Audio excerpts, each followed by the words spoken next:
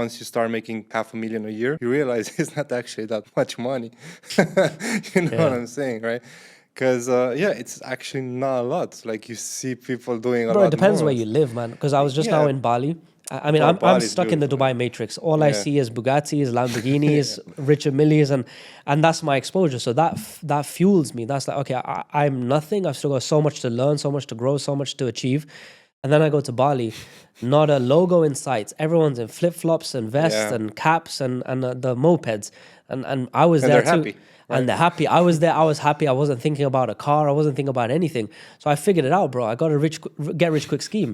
It's just make 2K a month and move to Bali, and you live like a king. And you probably have more mental peace, more freedom, more buying power than a guy in Dubai who's making 50K a month. So it's probably your environment as well, which is. But then it's up to everyone, right? What you want to achieve. Some people are happy with 2K, 5K, 10K, 20K is a lot. You can live very good almost anywhere in the world. Yeah, you can go to Bali, Phuket or Thailand, somewhere there, and be very happy. And actually, sun all the day, cheap food, cheap accommodation. You're very happy, right? But I mean, I'm 25 and you're also pretty young. So are we really going to stop now? It's like, why not keep growing now and then chill later? So that's why I love Dubai, because there's so many levels to this game. And for me, it's like, trading brings me that, education brings me that, but that's just based on my skill.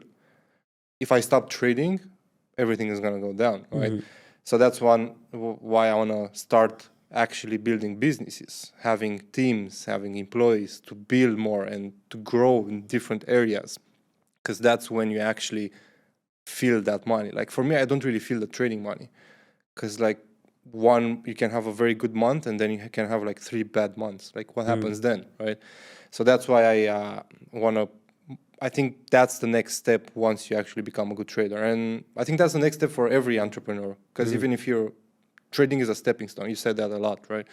Or other businesses, maybe, social media marketing or drop shipping.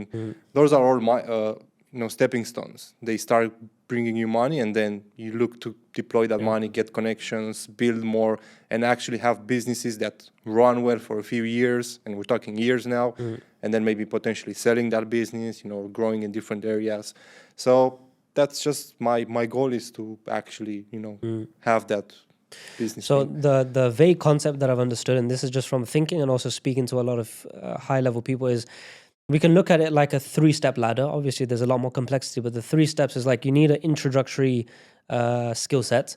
That can be anything. That can be, as you said, social media marketing, email marketing, sales. It can be trading. It can be so many things. But the whole thing there is like, it's fairly cheap to get in.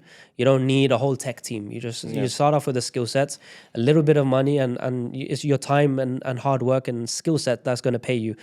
But then that's going to reach a cap, as you said. Unless you now go to the hedge fund route, you can't make $10 million a year from trading with the current setup.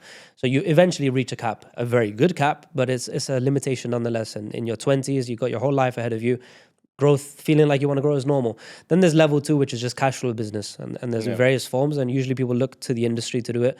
Level 3 is certain guests that I've had on, and the ones that come to mind is like Owen, who's hundreds of millions of dollars in net worth. Umar Ashraf, who's again up there in $100 million range. I look at even just the founders of certain prop firms that are doing things correctly. I've had exposure to a lot of people that are on that level 3 category, that are hitting the $1 million to $5 million a month range. And then when you look at it from that perspective, you feel like I've got nothing. But when I was younger, I used to look at these guys and think, man, they must be like legends. They must be the biggest icons. They must be the geniuses. And they're just normal people, to be honest. They're hardworking. They have some skill set. They have some advantages, but they're not like what we think. And when you have that exposure, and I'm sure you've had the same, it's just like, okay, they're just like me. The only difference is what? Okay, they have time under the belt. Perfect. We can do that. They work hard. Cool, we can do that. They have good people around them to help them. Perfect, we can do that. But then the big things that I've noticed amongst the most successful people that I know is leverage in a team Now, I'm not talking about team of employees, of admin and editors. I'm talking like tech team. The most successful people that I know in this moment is people that have like 20 developers in their payroll. And all the guys that I know that have more than 10 developers are all making $1 million a month plus. That's not a coincidence. And a lot of these guys that are making that serious money have leverage of social media and tech.